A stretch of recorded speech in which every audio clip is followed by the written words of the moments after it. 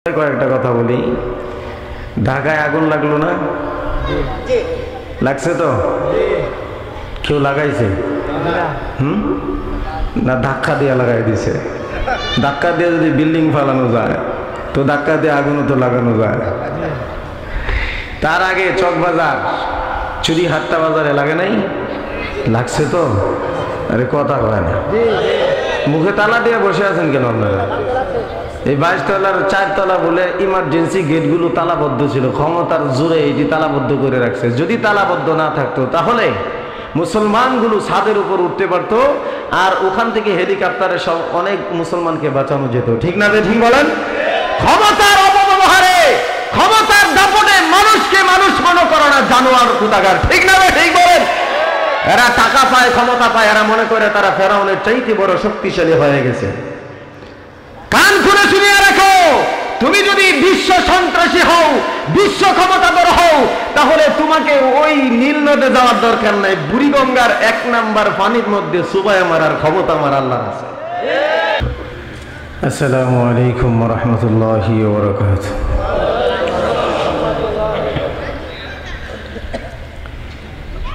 আলহামদুলিল্লাহ الحمد لله حمد الشاكرين،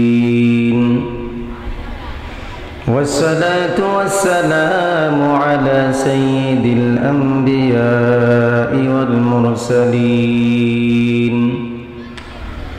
وعلى آله وأصحابه أجمعين،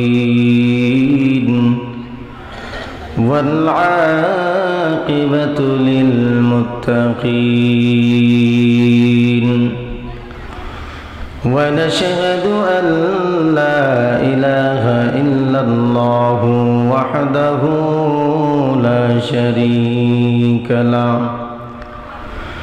ونشهد أن سيدنا وسندنا ونبينا وشفيعنا وحبيبنا ومولانا محمد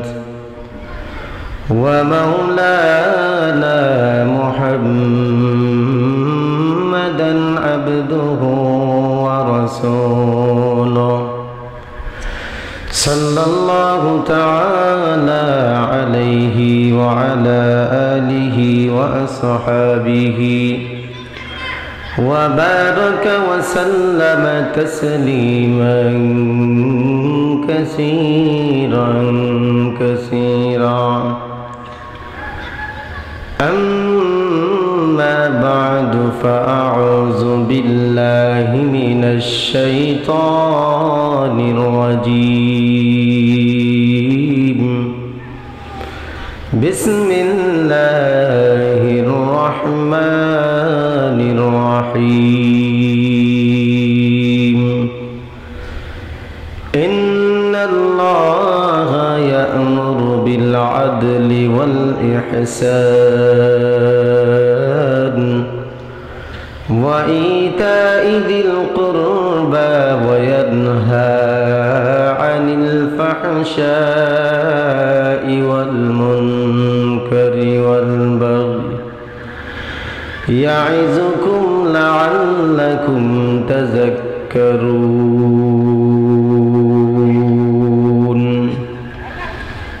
قال النبي صلى الله عليه وسلم: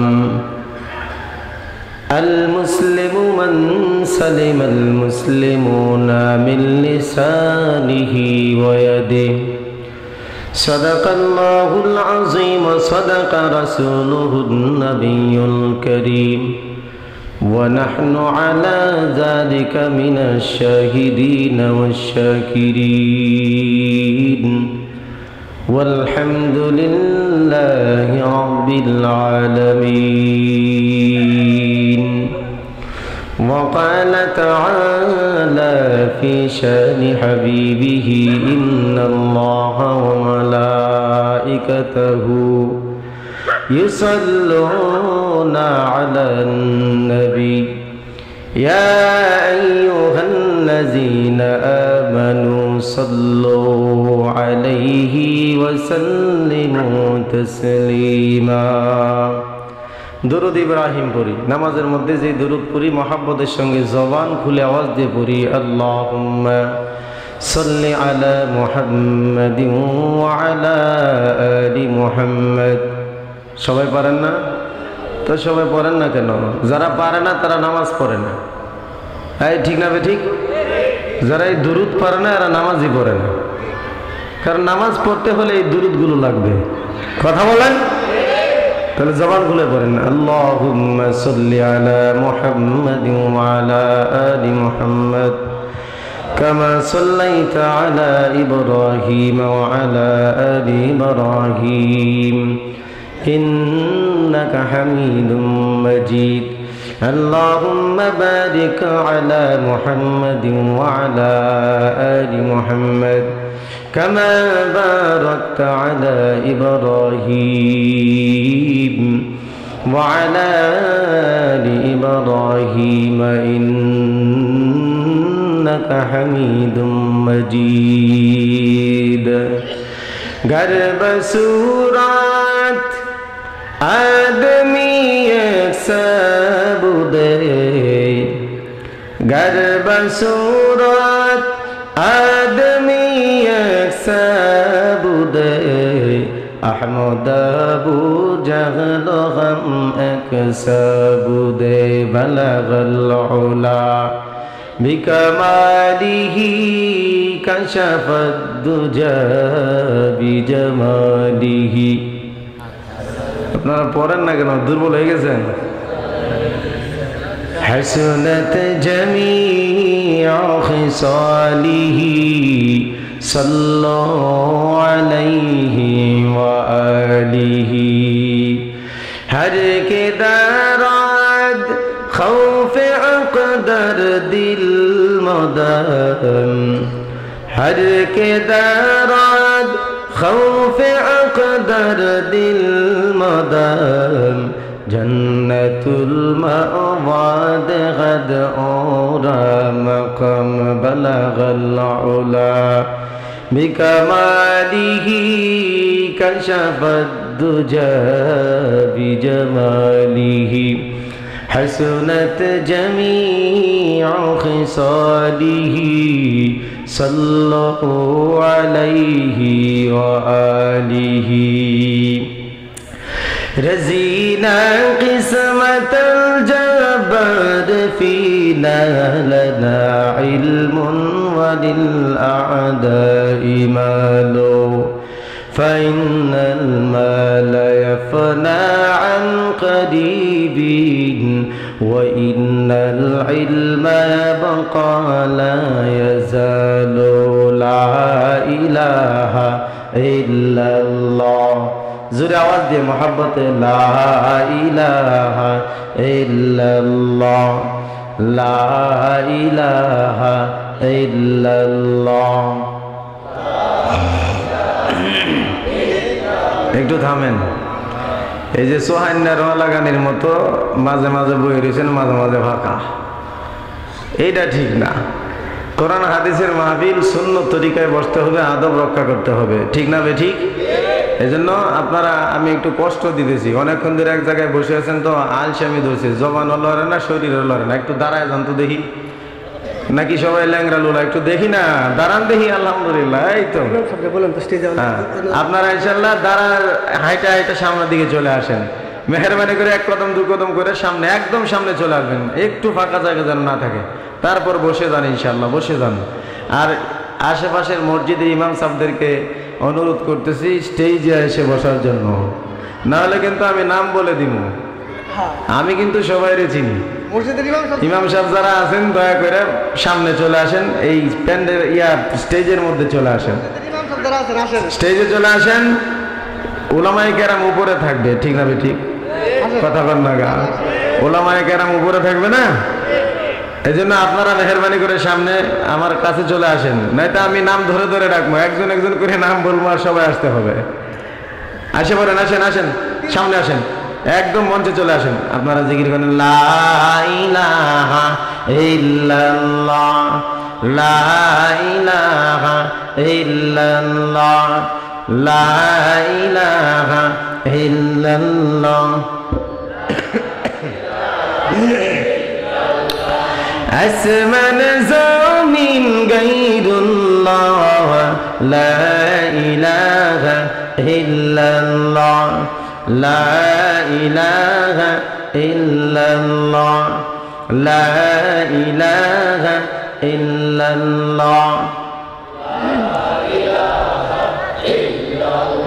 या इलाही मुझसे मुझको दूर कर ताकि देखो मुझ में तुझको एक नजर अल्लाह अल्लाह अल्लाह मोहब्बत जुरे अल्लाह अल्लाह अल्लाह अल्लाह अल्लाह अल्लाह अल्लाह अल्लाह Allah Allah Allah Allah Allah Allah Allah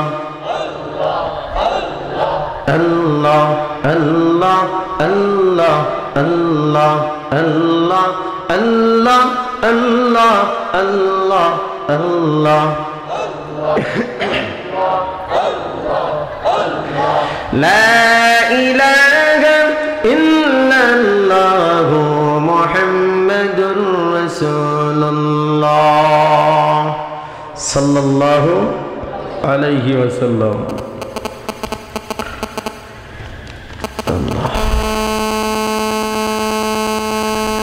সাতক্ষীরার উত্তরপাড়া জামে মসজিদ ও আখতারুল উলুম মহিলা মাদ্রাসার উদ্যোগে আয়োজিত 14তম ইসলামী মহাসম্মেলনের মহতারাম সভাপতি প্রধান অতিথি প্রধান ওয়াইজ আমার পূর্বে বয়ান করেছেন হযরত উলামায়ে কেরাম আল্লাহ পাক রব্বুল আলামিন সকল আহলে হক উলামায়ে কেরামকে হায়াতে তাইয়্যিবা সিহাতে কুল্লিয়া দান করুন সবাই বলুন আমিন প্রধান অতিথি বিশেষ অতিথি আমার সামনে উপবিষ্ট দিনপ্রিয় ইসলামপ্রিয় মুসলমান ভাইরা পর্দার অন্তরের মা বোনেরা আসুন সকলেই আল্লাহ পাক রব্বুল আলামিনের দরবারে শুকরিয়া আদায় করি যে আল্লাহ পাক রব্বুল আলামিন আমাদেরকে গুনাহ মাফের একটা ব্যবস্থা করে দিয়েছেন আমাদের মতো গুনাহগারদেরকে গুনাহমুক্ত পরিবেশে গুনাহ মাফের মজলিসে জান্নাতের বাগানে ওনার রহমতের চাদর দিয়ে ঢেকে নিয়ে আসছেন এজন্য দিল থেকে শুকরিয়া আদায় করার জন্য জবানটা পুরোপুরি খুলে দিয়ে আবেগ ভরা কণ্ঠে চিৎকার দিয়ে বলি আলহামদুলিল্লাহ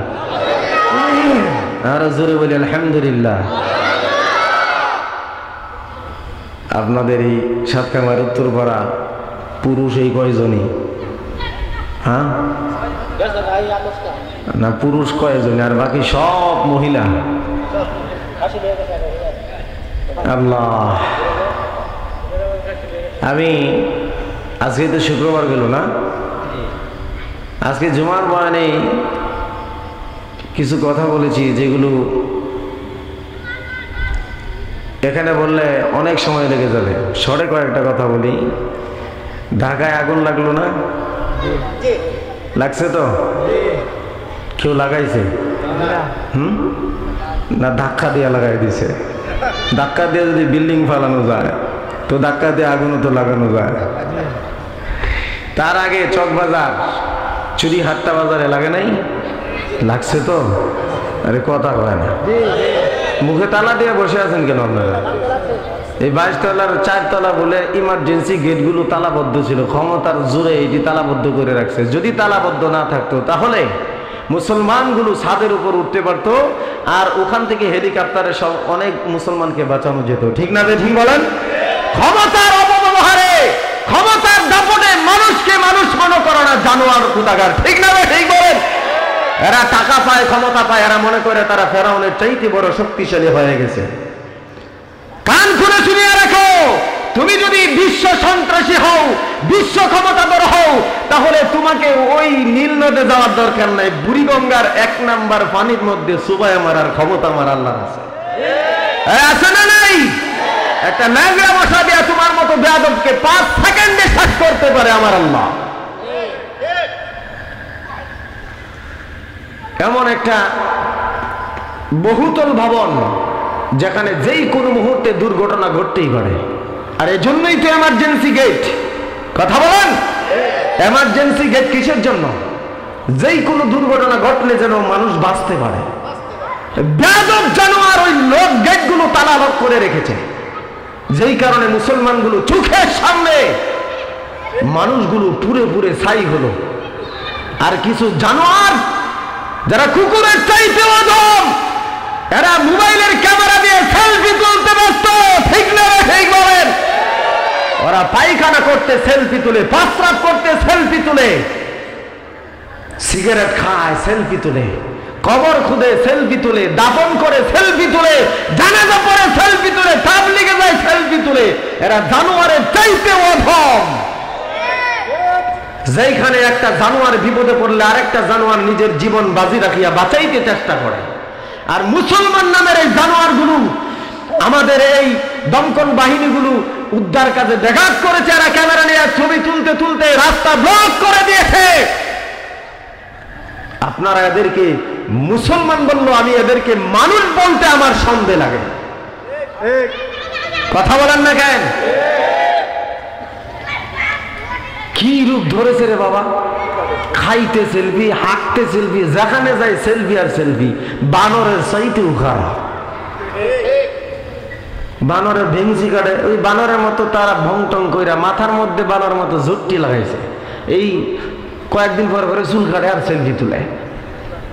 এই কথা কন না কেন? যুবক ভাইরা রাগ করিও না, কথাগুলো শোনো। তোমাকে আল্লাহ খুব দামি করে বানাইছে, তোমাকে এই বানরের মতো ফ্যাশন করার জন্য বানায় নাই। তোমার মতো একজন 17 বছরের যুবক মুহাম্মদ বিন কাসেম রাজা দাহিরের রাজপ্রাসাদের সেই জেলখানা থেকে একজন মুসলিম বোনকে মুক্ত করার জন্য সেই আরব কান্ট্রি থেকে ছুটে এসেছিল। ঠিক না ঠিক বলেন?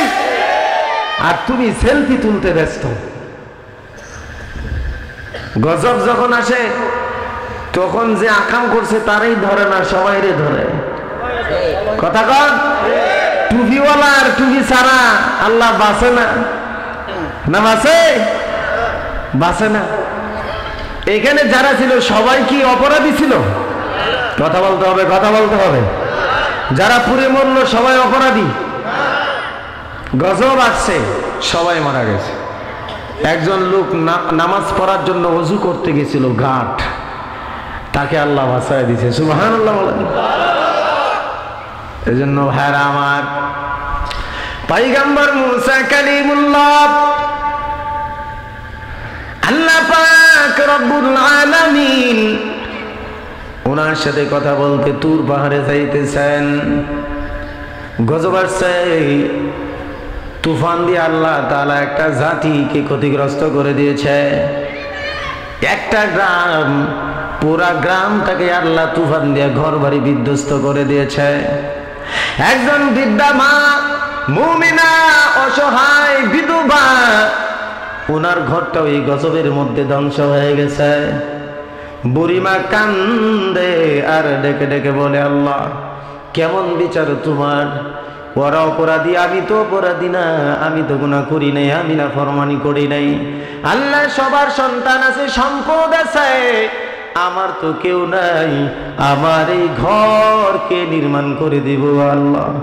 এইভাবে কাঁদতেছেন। পয়গম্বর মুসা আলাইহিস সালাম যখন তার সামনে দিয়ে যায়, ডাক দেয়া বলে, পয়গম্বর আপনি বলুন তো আল্লাহ তাআলা আমাকে কেন এই গজবের মধ্যে ফলাইলেন? আমি তো মুশরিক না, আমি বেঈমান না, আমি নাফরমান না, আমি তো সব সময় আমার মাওলার গোলামি করি গো পয়গম্বর। তাহলে আমার আল্লাহ কেন তাদের সাথে আমাকে গজবের মধ্যে ফলায় দিলেন? পয়গম্বর মুসা আলাইহিস সালাতু ওয়াস সালাম জালালি মেজাজের ছিলেন, মেজাজ গেল গরম। তুর পাহাড়ে যাইয়া আল্লাহকে ডাক দেয়া বলে, আল্লাহ আল্লাহ বলেন, আমি হাজির, তুমি কি বলতে চাও বলো, জলদি বলো। পয়গম্বর মুসা আলাইহিস সালাম বলেন, এটা কেমন বিচার করলা? অপরাধী নিরপরাধী সবাইকে এক গজবে শেষ করে দিলা। মুমিনা সে তো সহায় বিধবা, আল্লাহ তোমার নাফরমানি করে না, কেন মারছো? জবাব চাই, তুমি জবাব দাও। আল্লাহ বলেন কয়েক মিনিট অপেক্ষা কর। সাথে সাথেই আল্লাহ ঘোষণা দিয়ে দিলেন, এ পিঁপড়ার দল, আশপাশ থেকে পয়গম্বর মুসার দুই পায়ের মধ্যে কামড়ায় ধর। দুই দিক থেকে পিঁপড়ার দল আসিয়া পয়গম্বর মুসার দুই পায়ের মধ্যে কামড় শুরু। আল্লাহ বলে দিলেন, আমার পয়গম্বর এই জন্য বেশি কামড়াবি না, যদি বেশি কামড়াও তাহলে আমি আল্লাহর কষ্ট হবে। এই জন্য কয়েকজনে কামড় দিবা, বাকিরা সাথে সাথে তাল মিলাইবা। পয়গম্বর মুসা আলাইহিস সালামের পায়ের মধ্যে যখন কামড় শুরু, সবাই কামড় দেয় নাই, কয়েকজনে কামড় দেওয়া শুরু করছে। পয়গম্বর মুসা আলাইহিস সালাম আল্লাহর ডাক দেখো, আল্লাহ তোমার সাথে পরে কথা কম, আগে একবার বিচার করি। আগে কি করি? কথা কয় না। আল্লাহ কয় কেন কি হইল রে মুসা? মুসা আলাইহিস সালাম বলেন, আল্লাহ এখন কথা বলতে পারবো না। আল্লাহ তাআলার কাছ থেকে বিদায় নিয়ে পয়গম্বর মুসা আলাইহিস সালাম একটু দূরে যাওয়ার পর এক পা দিয়ে আরেক পায়ের মধ্যে খালি মর্দন দেয়, এক পা দিয়ে আরেক পায়ের মধ্যে ঘষা দেয়। ঘষা দিতে দিতে যতটুকু সম্ভব পিঁপড়াগুলো মেরে ফেললো। এবার আয়েশা বলতেছে, আল্লাহ বলো, জবাব দাও। আল্লাহ বলেন, কি করছিলা এতক্ষণ? আমার লাইন কেটে দিয়ে কি করছো সেটা আগে শোনাও। পয়গম্বর মুসা আলাইহিস সালাম বলেন, আল্লাহ তোমার কিছু মাখলুক কোনো কারণ ছাড়াই আমাকে কামড় দিছিল, এই জন্য আমি ওদেরকে বিচার করলাম। কেমন বিচার করছো? কয়, আমার পায়ের মধ্যে যখন কামড়ানি শুরু করে দিয়েছে গো মাওলা, তখন আমি এক পা দিয়ে আরেক পায়ের মধ্যে এমন ভাবে মোচড় দিলাম, এমন ভাবে দলিত মথিত করে দিলাম, অধিকাংশ পিঁপড়াই মারা গেছে। আমার আল্লাহ বলেন, পয়গম্বর তাহলে আবার জবাব দাও, সবাই কি তোমাকে কামড় দিছিল যাদেরকে মারলা?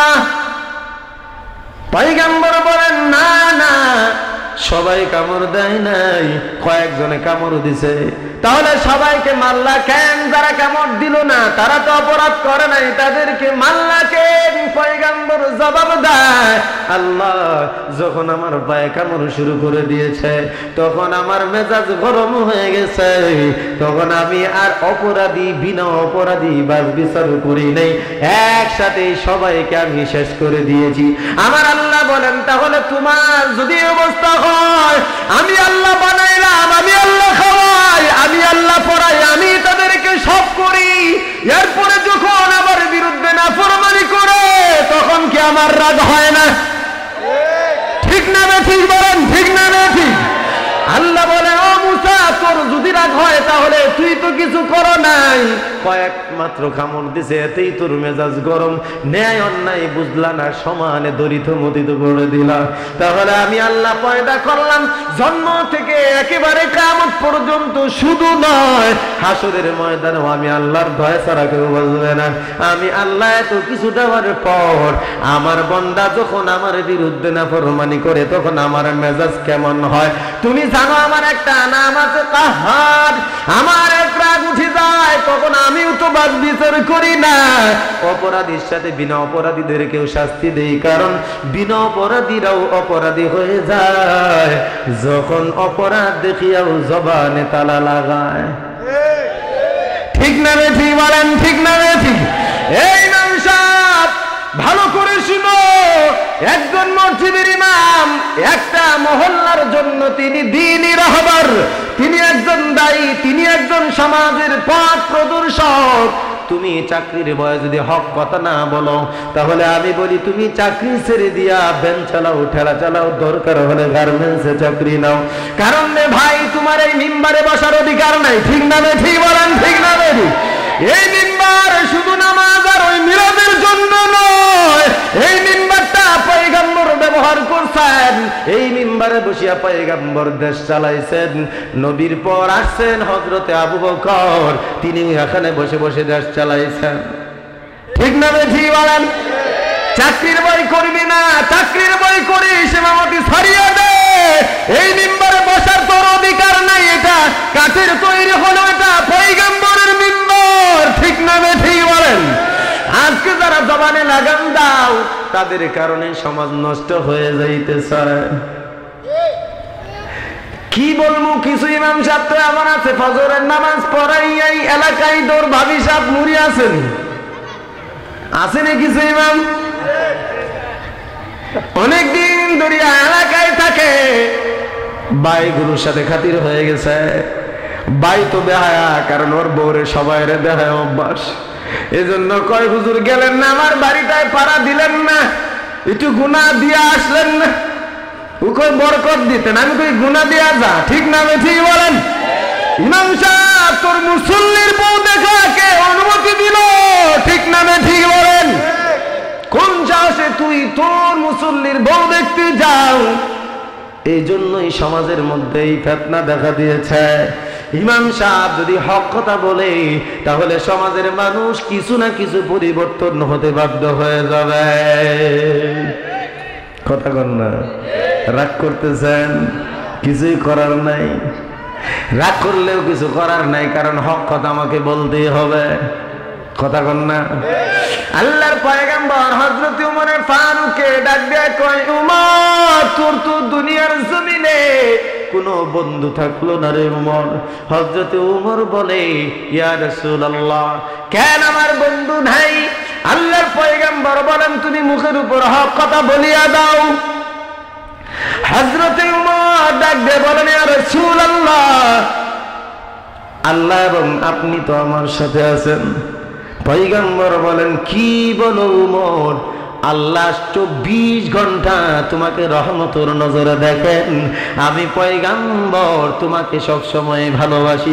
হযরত উমর বলে, পয়গম্বর আল্লাহর কসম, আল্লাহ এবং নবী যদি রাজি থাকে, তামাম দুনিয়ার সকল মাখলুক যদি উমরের বিরুদ্ধে যায়, এই উমর কখনো পরোয়া করবে না। আজকে তোমার চাকরির ভয়, কারণ কমিটির সভাপতি সুদখোর আছে না নাই? এমন কথা বলতো না? আছে আছে। কমিটির সভাপতি সুদখোর, ঘুষখোর, জমির সীমা ধাক্কা আছে না নাই? হক কথা বলার কারণে ইমাম সাহেবরে আলটিমেটাম দেয়। কই ইমাম সাহেব এটা বলা না, চলতো না। কই কেন? কয় আমার পছন্দ লাগে না। দৌড়াও, জলদি দৌড়া দাও।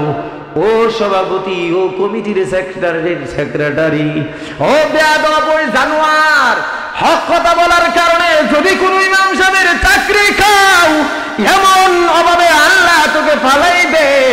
কারণ তুই হক থেকে তোর মুখ ফিরায় নিছ। হক থেকে যারা মুখ ফিরায় আনে তারা মরণের আগে তওবা নসিব হয় না। ঠিক না? এজন্য ভাইরা আমার, যেটা বলতেছিলাম, পয়গম্বর আরবি সাল্লাল্লাহু আলাইহি ওয়াসাল্লাম বলছেন, যখন যেই দেশে যেই মহল্লায় জিনা ব্যভিচার বাড়িয়া যাবে, সেই দেশেই হঠাৎ আগুন লাগার মতো গজব চলে আসবে। আসেনি? একটা কথাও দলিল ছাড়া বলি না। কোরআনে কারীমের সূরা তাওবা খুলিয়ে দেখুন, আমার আল্লাহ কোরআনে বলেন, আওয়ালা ইয়ারাউনা আন্নাহুম ইফতানুনা ফি কুল্লি আমিন মাররাতান আও মাররাতাইনি সুম্মা লা ইয়াতুবুনা ওয়ালা হুম ইয়াযাক্কারুন। আল্লাহ বলেন, তারা কি দেখে না বছরে একবার অথবা দুইবার, বছরে একবার অথবা দুইবার এমন ফিতনার মধ্যে পড়িয়া যায়, এমন গজবের মধ্যে পড়িয়া যায়, তারপরেও তারা তওবা করে না, উপদেশ গ্রহণ করে না। চকবাজার চুরি হাট্টায় আগুন লাগার পর মুসলমানরা শিক্ষা নেয় নাই। ঠিক না ঠিক বলেন? ঠিক না ঠিক? আমি আমার বয়ানে প্রায় সময় বলি, যার যত টাকা বেশি তার আকাম তত বেশি। কথা বল না? কারণ ঢাকা শহরের বহুতল ভবন, নিচতলায় নামাজ হয়, উপর তলায় দেহ ব্যবসা হয়। জানেননি? নিচতলায় নামাজের ব্যবস্থা, উপর তলায় দেহ ব্যবসা চলতেছে শান্তি শৃঙ্খলা ভাবে, কারণ কোটিপতির বহুতল ভবন। এইদিকে কোনো আইন শৃঙ্খলা বাহিনী ছাড়বে না, এখানে কোনো পুলিশের হামলা নেই, এজন্য ভালোভাবে শান্তভাবে দেহ ব্যবসা হয়। শহরগুলো দেহ ব্যবসার আখড়ায় পরিণত হয়ে গেছে, এজন্যই গজব শুরু হয়ে গেছে, আগুন লাগার ঘটনা শুরু হয়ে গেছে। আল্লাহর নবী 1450 বছর পূর্বে বলে গেছেন, রে মুসলমান, সবাই কোনো না কোনো ভাবে জিনার সাথে জড়িত। কেউ চোখের জিনায় জড়িত, দেখে দেখে মজা পায়, ঠিক না ঠিক বলেন, ঠিক না ঠিক? কেউ সরাসরি জিনায় জড়িত, আবার কেউ বেপরদা করিয়া চোখের দ্বারা জিনা করতেছে। জিনা থেকে অধিকাংশ মুসলমান বাঁচতে পারে না, ঠিক না? আরো জোরে গজব তো আরো আসবে, আসবে না? আরো আসবে, কারণ শুরু হয়ে গেছে। যাই হোক ভাইরা আমার, আমি যে আয়াত শুরুতে তেলাওয়াত করছি সেই আয়াতের বিষয়ে আলোচনা করি, কারণ এগুলো বললে খালি বাড়তেই থাকবে, ঠিকই না? ইমাম সাহেবরা রাগ করছেন আপনার, আমি ভাই এটা আপনারা খালি সুর দিয়ে কইছি না, এমনিও কইতেছি। আপনি যদি মনে করেন হক কথা বলতে পারবেন না কমিটির কারণে, আপনি ইমামতি কইরেন না, দরকার নাই। এই মেম্বারের মধ্যেই সব রিজিক রাখছে আপনার। এই কথা বলেন, রিজিক আল্লাহ হালাল রিজিকের মাধ্যমের ব্যবস্থা কত খুলিয়া রাখছেন। ওদিনও জালালাইনের ক্লাসে পড়াইলাম, আল্লাহ নবী বলতেছেন রে সাহাবায়ে কেরাম, আমার আল্লাহ দুনিয়ার জমিনে যত নবী রাসূল পাঠাইছেন সবাই রাখাল ছিল। সুবহানাল্লাহ, সবাই রাখাল ছিল। সাহাবায়ে কেরাম বলেন, ইয়া রাসূলুল্লাহ, ইয়া হাবিবাল্লাহ, আপনিও কি রাখালগিরি করছেন নি? আল্লাহ নবী বলেন, রে সাহাবায়ে কেরাম, মক্কায় থাকতে আমি টাকার বিনিময়ে রাখালগিরি করছি। আমার নবী যদি রাখালগিরি করে থাকে তাহলে তুমি ব্যবসা করলে তোমার মান যাবে কেন? ঠিক না বে ঠিক বলেন, ঠিক না বে ঠিক? দিন মজুরি চাকরি করো, দিন মজুরি করো, রিক্সা চালাও, ভ্যান চালাও, এর মধ্যে লজ্জা শরম কিচ্ছু নাই, কারণ এটা হলো হালাল রিজিকের একটা মাধ্যম। কথাগণ, হযরত আলী পর্যন্ত ইহুদির বাড়িতে কাজ করেছেন, আমার নবীও করেছেন। আজকালকার বড় লোকগুলো যদি কাউকে দিনমজুর শ্রমিক দেখে, নামাজি হইলেও তারে দাম দেয় না, বাঁকা নজরে দেখে, ঠিক না ঠিক বলেন? কেন তুমি বাঁকা নজরে দেখো? নবী আলাইহিস সালামগণ যদি মানুষের বাড়িতে কাজ করতে পারেন, সাহাবায়ে কেরাম করতে পারেন, তাহলে তুমি আমি করলে এটার মধ্যে দোষের কি আছে? আসেনি? এজন্য আমি মাঝে মাঝেই বলি, এগুলো চিন্তা, এগুলো কিন্তু কুসংস্কার, যে আমি চাকরি করলে কেমন দেখা যায়, এলএম শিখলাম, মাথায় টুপি দিলাম, ইমামতি না করলে কেমন দেখা যায়, গার্মেন্টস সোয়েটারে চাকরি করলে মান যাবে, ভ্যান চালাইলে মান যাবে না, না, বরং এটা তোমার জন্য কল্যাণকর হবে, কারণ মসজিদের মিম্বার এটা বড় একটা কঠিন দায়িত্ব। পয়গম্বর আরবি সাল্লাল্লাহু আলাইহি ওয়াসাল্লাম, ইমাম মুসলিম রাহমাতুল্লাহি আলাইহি ওনার কিতাবে হাদিস খান আনছেন, কুল্লুকুম রাইন ওয়া কুল্লুকুম মাসউলুন আন রাইয়াতিহি। আল্লাহর নবী বলতেছেন, তোমরা সবাই কিন্তু কোনো না কোনো ভাবে রাখাল, ঠিক না বে ঠিক? সবাই কোনো না কোনো ভাবে রাখাল। ইমাম সাহেব কিন্তু মহল্লার জন্য রাখাল, ঠিক না বে ঠিক? হক কথা যদি না বলে, মসজিদে বসে যদি সব কথা গোপন করে, আলেমের ইহানত হয়। আলেম যদি তার জবান দিয়ে হক কথা না বলে, তাহলে এলেমের ইহানত হয়। হাসরের ময়দানে আমার আল্লাহ তাকে দাঁড় করে জবাবদিহি করবে। এজন্য ভাইরা আমার, আমাদের সবাইকে সোচ্চার হতে হবে, হক কথা বলতে হবে, জবান খুলতে হবে। রাজি আছেননি? রাজি আছেন? রাজি আছেন? হাত তুলে দেখেন, হাত তুলে দেখেন। আল্লাহ তাআলা সবাইকে কবুল করে নাও, সবাই বলুন আমিন। হাত নামায় দেন। ভাইরা আমার, যে আলোচনা করতে চাইতেছি, সময় অল্পের ভিতরে মুলাখাস কয়েকটা কথা বলবো ইনসাফ বিষয়ে, কারণ বর্তমান জমানা এমন হয়ে গেছে, মানুষ জাল দলিল বাইর করে আরেকজনের জমি নিয়ে যায়। আপনাদের এলাকায় নাই? সীমা তো ধাক্কাই, খুঁড়া একটা গাইরে দিছে, আমিনে মাইফা রাত্রেবেলায় খুঁড়া আদাত ছড়াই দিছে। আসেনি? আসেনি? হ্যাঁ, তোমার নামাজ, তোমার হজ, তোমার যাকাত, তোমার টুপি তোমার বাঁচাইতে পারবে না। পয়গম্বর আরবি সাল্লাল্লাহু আলাইহি ওয়াসাল্লাম বলেন, দুনিয়ার জমিনে আধা বিঘা জমি যদি কেউ কারিয়া নেয়, অন্যায় ভাবে যদি কারিয়া নেন, মান আখাযা শিবরাম মিনাল আরদ জুলমা, আল্লাহর নবী বলেন কোন মুসলমান না কোন মানুষ যদি কারো কাছ থেকে যদি আধা বিঘা জমি যদি জুলুম করিয়া কারিয়া নেয়, হাসরের ময়দানে আল্লাহ পাক রব্বুল আলামিন তার গর্দানের মধ্যে 7 তবক জমিন ঝুলাইয়া দিবে।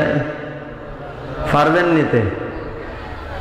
30 কেজি বস্তায় তো নিতে পারেন না, 7 তবক জমিন ঝুলাইয়া দিবে। এবার আসুন একটু খেয়াল করে শুনুন, হযরতে ওমর ফারুক রাদিয়াল্লাহু তাআলা আনহু তখন আমিরুল মুমিনিন খলিফাতুল মুসলিমিন, নিজের কাজ নিজে করেন। উনি নিজেই নিজের কলসটা কূপ থেকে ভরলেন, কুয়া থেকে পানি ভরলেন নিজের মস্ক দিয়া। একজন আল্লাহর বান্দা সামনে আয়েশা হাজির, আয়েশা বলতেছে, আমিরুল মুমিনিন আপনি আপনার কলসটা আমার কাছে দেন, একটা মাসলা জানতে চাই। হযরতে ওমর ফারুক বলেন, না না, তুমি তোমার মাসলা বলো, আমাকে আমার বোঝা বহন করতে দাও, কারণ হাসরের ময়দানে কেউ কারো বোঝা নেবে না। ঠিকই না বলেন? এবার লোকটা বলতেছে, তাহলে একটা কাজ করেন। হযরতে ওমর মাথা থেকে নামা মোটকাটা নিজের রানের উপর রাখলেন, রানের উপর রেখে বলতেছেন, ভাই তোমার মাসআলাটা বলো।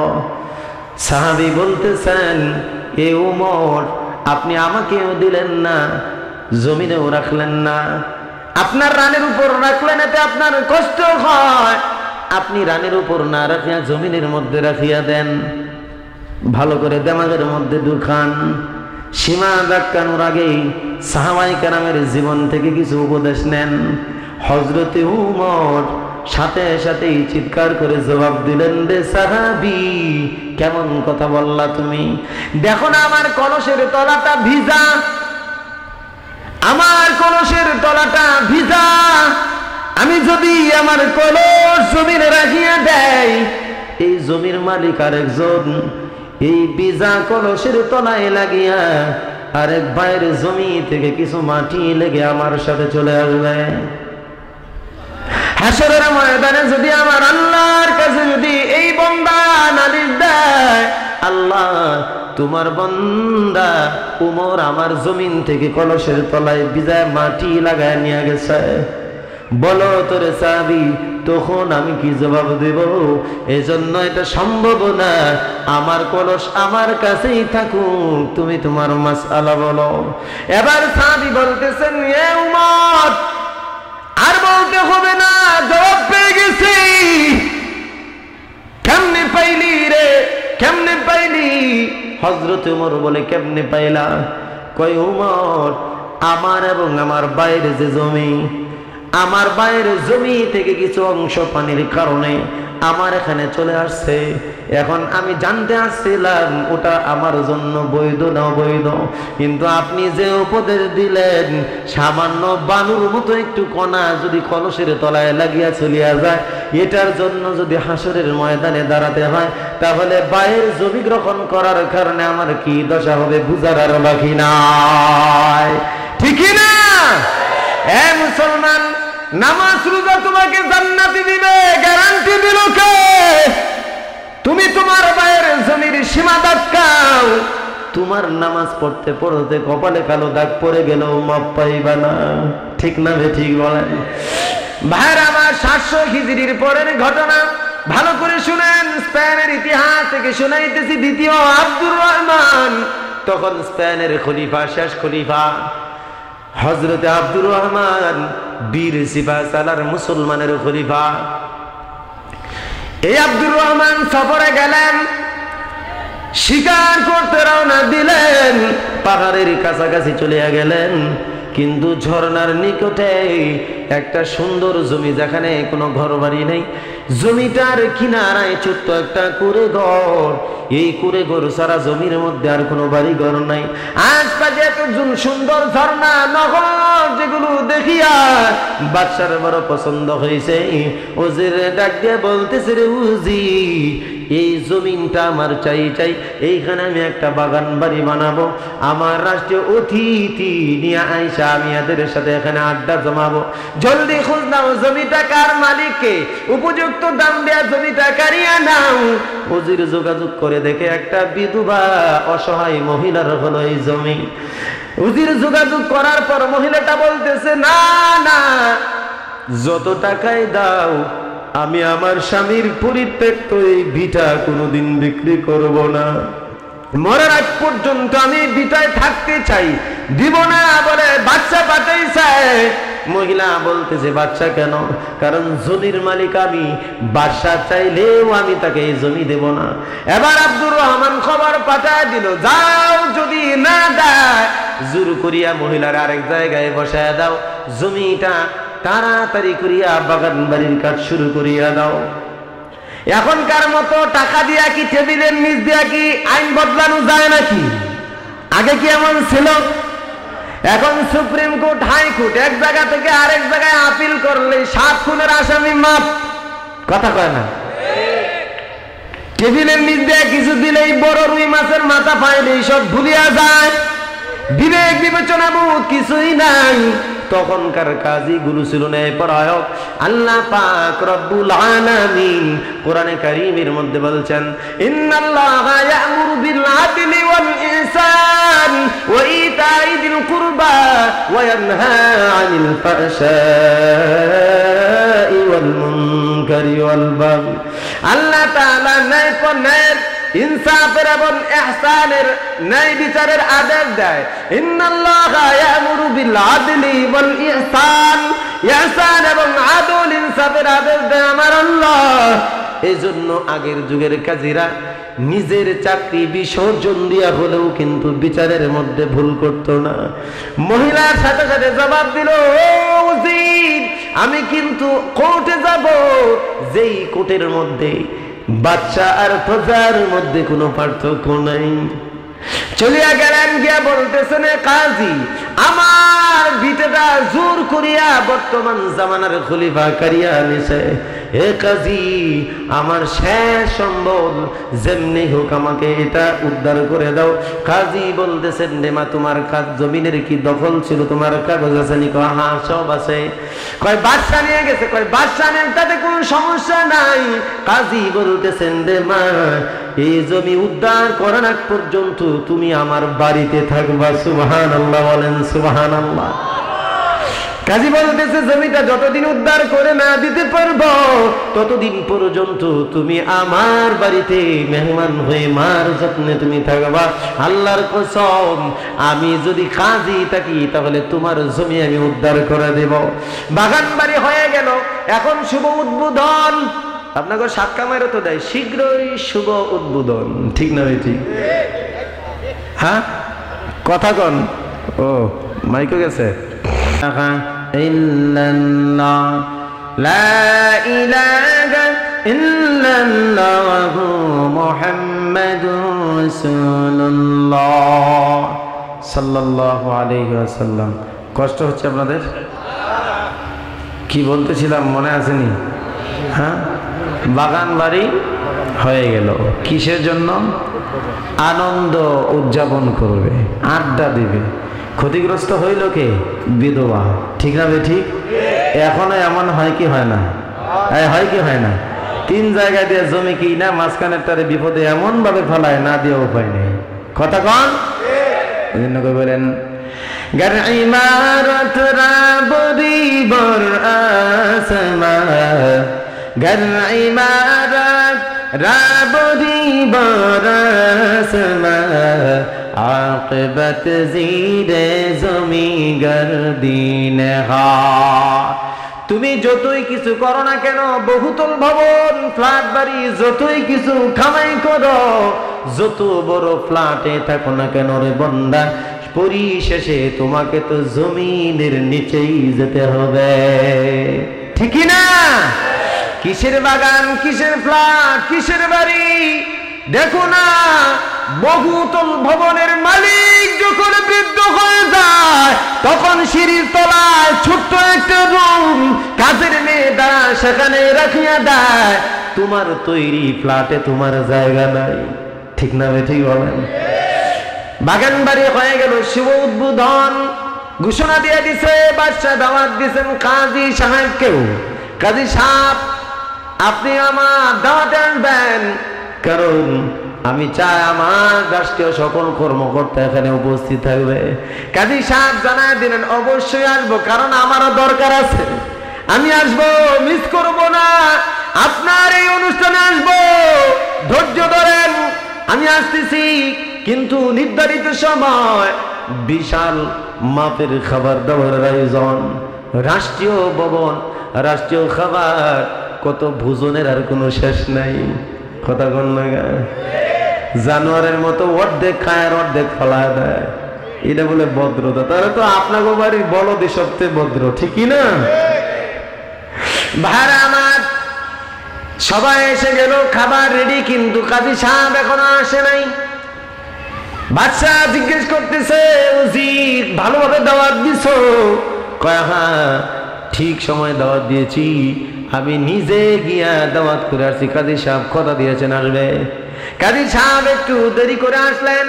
বাদশা এবার দ্বারা প্রশ্ন করতেছে, কাজী সাহেব এত দেরি করলেন কেন?